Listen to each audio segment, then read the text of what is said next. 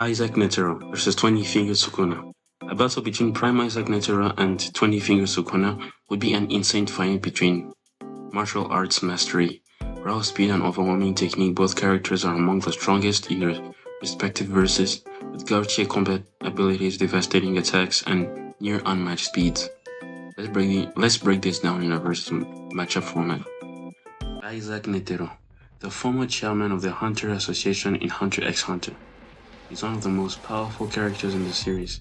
His abilities primarily revolve around immense physical strength, speed, Hakushin Kano, and an ability that grants him overwhelming offensive power.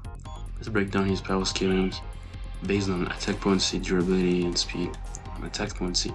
Netero's attack potency is best analyzed through his Yakushin Kano, which allows him to unleash rapid, devastating strikes using a giant name construct. Actual power. Even when testing Miriam, his strikes were powerful enough to create massive shockwaves and craters in the ground, suggesting large building to city block level IP at the very least. Full power, Zero Hand. Netero's final technique, Zero Hand, releases all his remaining nen in a single attack. Concentrating Blast. This attack severely damaged Miriam, who was durable enough to withstand multiple attacks from Netero's normal Yakushin Kano. Given that Miriam survived a mini nuclear bomb, Zero Hand is likely multi-city block to small town level in terms of energy output. Poor man's rules. Not directly related to his personal power, but it shows the level of destruction needed to kill Miriam, who was already weakened by Netero. The bomb is estimated to be city level, further confirming that Netero operates in at least large building to town level range. Durability. Netero is the most durable fighter compared to other high-tier characters in Hunter x Hunter, but his Nen aura and reflexes allow him to mitigate incoming attacks. Surviving Miriam's attack, he took multiple blows from Miriam before his body started breaking down, meaning his endurance is extremely high. Old age and resilience. Even at over 100 years old, he could still take hits from Miriam and continue fighting. Romance Rose. Netero survived long enough after self-destructing to ensure Miriam would be fatally poisoned, proving that his body could still function despite catastrophic damage. Overall, Netero's durability is likely city block to multi-city block level, relying more on his evasion than raw toughness. Speed and reaction time. Netero's greatest attribute is his speed, both in reaction and attack execution.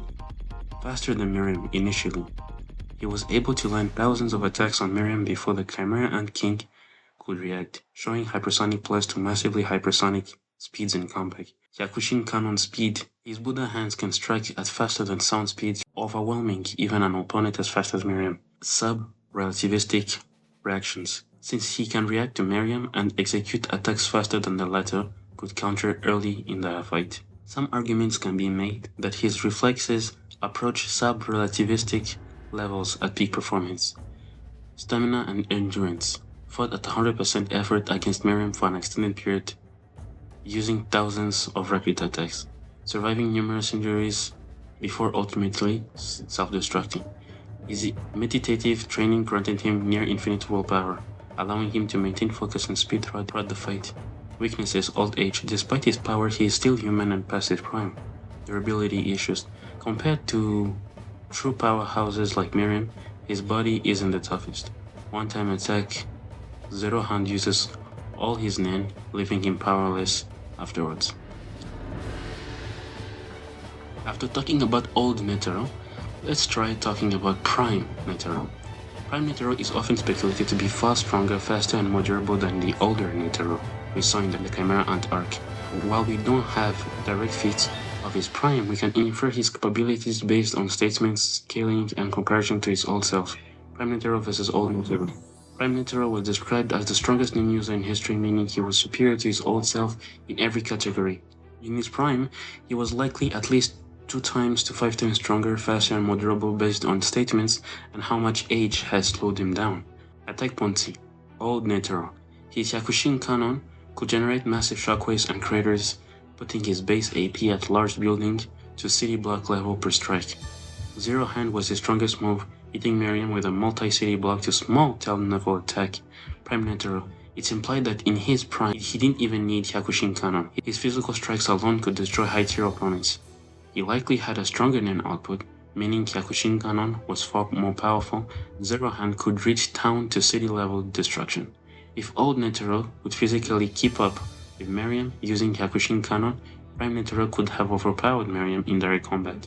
Old Netero withstood multiple hits from Miriam before finally succumbing, could tank city block level plus attacks, but his strategy relied more on dodging than tanking hits. Prime Netero was likely durable enough to take multi-city block to town level hits directly.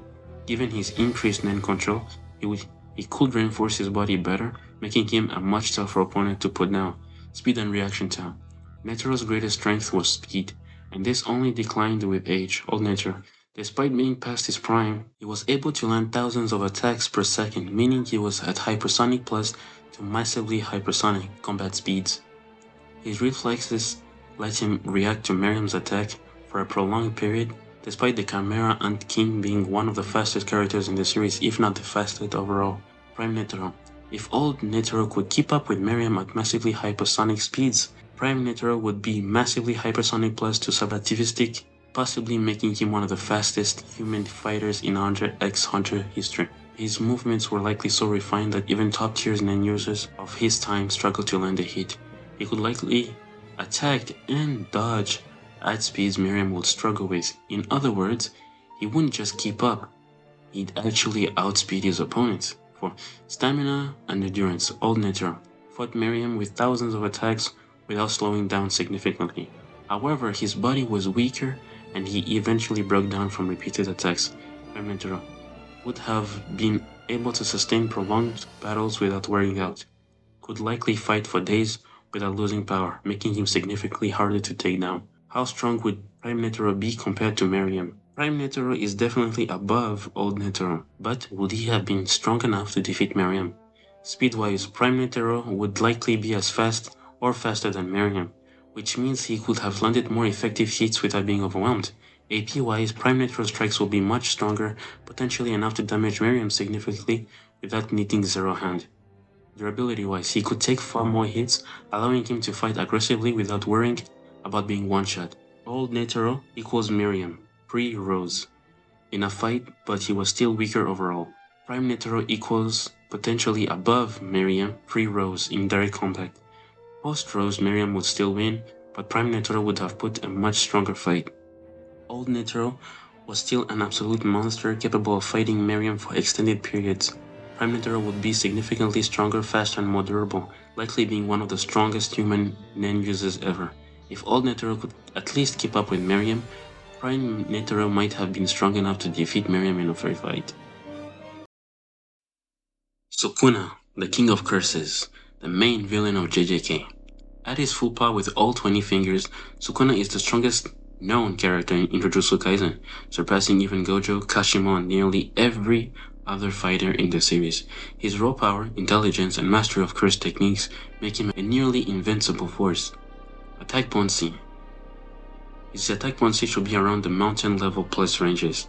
20 Finger Sukuna possesses destructive capabilities far beyond any other character in the series, with the exception of Gojo. He managed to overpower Gojo, whose Hollow Purple could erase entire city blocks. Cleave and Dismantle became powerful enough to cut through space itself, meaning durability is almost meaningless against him. Destroyed Mahoraga and fully adapted to its ability, allowing him to bypass Limitless, Gojo's strongest defense. His physical strength was enough to completely overpower Kashimo, a high-tier sorcerer without even trying, and heavily fatigued, heavily injured. His scaling should be above Limitless Gojo, whose Hollow Purple was calculated to be at least mountain level. Malevolent Shrine Slashes can cut anything within its range, meaning it's an automatic kill against most opponents. With Mahoraga's adaptation, he can adjust his attacks to counter any opponent. Verdict Mountain level plus, possibly higher due to space-cutting slashes. Hollow Purple is confirmed to be Mountain level plus, yet Sukuna survived and kept fighting. Even if an attack is powerful enough to injure him, he will regenerate within seconds. Verdict Mountain level plus durability with near invincible regeneration. Speed, massively hypersonic plus, possibly relativistic reactions. Sukuna's combat speed, reaction time, and movement speeds are among the highest in the series, kept up with Gojo in close combat, despite Gojo's ability to accelerate his own movement with cursed energy. Reacted to and encountered Mahoraga's full adapted speed, dodged Kashimo's lightning attacks, which travel at hypersonic plus speeds. Gojo is already massively hypersonic plus in combat speed, and Sukuna managed to outpace him at certain moments during the fight. Against Kashima, who had near instant attacks, Sukuna barely had to try to react. In spite of him being heavily fatigued, massively hypersonic plus speed, possibly relativistic reaction.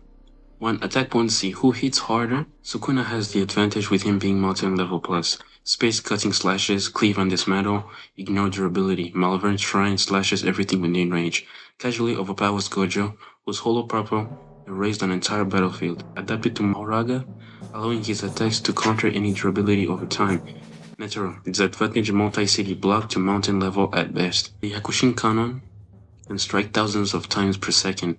Zero Hand is his ultimate move, sacrificing all his energy for a massive attack.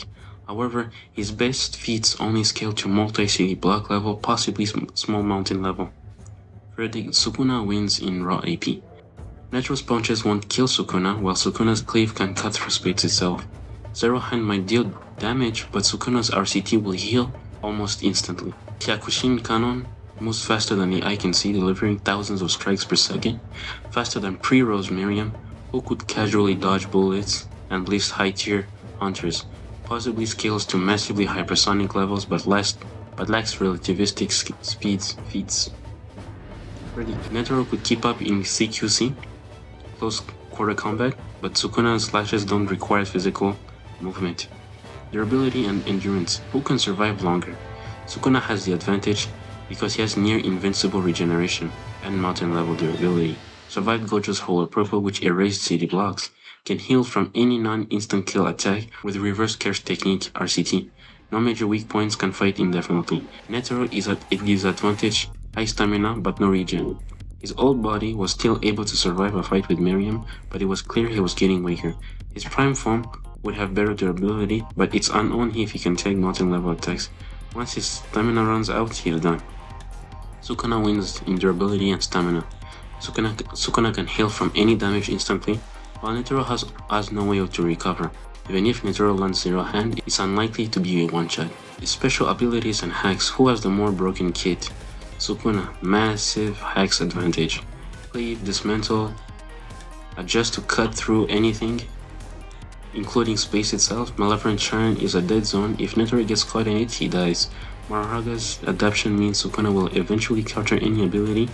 Reverse curse techniques makes him nearly impossible to kill. Netero impressive but outmatched in hacks. Yakushin Kanon can attack at insane speeds, making it difficult for Sukuna to counter directly. Zero Hand is his ultimate attack, but it takes all his energy and is a last resort. No known counters to reality-breaking slashes like Cleave, but since he is a character classified in this versus battle without any cursed energy, he might be able to see Cleave coming as Maki can and be able to dodge it. I would put Sukuna in a harder corner, but I think it'd be fine. Sukuna's hacks is overwhelming. Netero's attacks are straightforward, martial arts based, while Sukuna has multiple broken abilities. The moment Malevolent Shrine is activated, Netero is in serious trouble. Intelligence and battle IQ, who outsmarts who? Sukuna, cunning and highly tactical, outsmarted Gojo and forced him into a situation where he could be defeated. Used Maharaga's adaptation to counter Limitless. Understand every curse technique he sees almost instantly. Over 1,000 years of battle experience, meaning he has seen almost every fighting style. Netero, master of combat tactics and adaptability. One of the greatest martial artists in history, fought at superhuman levels even in old age, tested Miriam before using his full power, meaning he understands when to escalate a fight. His speed and unpredictability could make him difficult for Sukuna to read initially. Ready? Sukuna has more experience and adaptability. Netero is an expert martial artist, but Sukuna is a genius at exploiting weaknesses. With Maharaga's adaptation, Sukuna will eventually figure out a way to counter Netero's speeds and attack. Who wins? 20 figures Sukuna wins 8 times out of 10. Sukuna's slashes ignore durability, meaning Netero can tank them. Malevolent Shrine makes it impossible for Netero to escape once it's activated. Sukuna's regeneration cancels out Netero's best attacks. Netero's best shot is overwhelming Sukuna with Yakushin Kanon, but Cleave will eventually cut through it. Now how could Netero win? If he lands Zero Hand as a direct hit, he might damage Sukuna enough to slow him down.